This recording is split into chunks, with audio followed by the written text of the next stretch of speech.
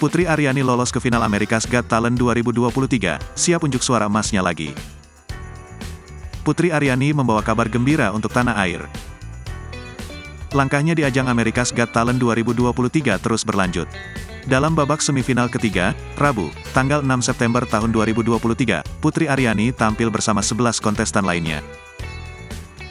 Putri Aryani menjadi salah satu kontestan yang lolos ke babak final. Adapun pengumuman itu diketahui dari unggahan di akun aplikasi X America's Got Talent, Akeong AGT pada Kamis, tanggal 7 September tahun 2023. Selamat yang sebesar-besarnya bagi Mzan Shio Choi dan Putri Aryani malam ini, Rabu, ketika mereka melaju ke final AGT, demikian tertulis dalam pengumuman tersebut.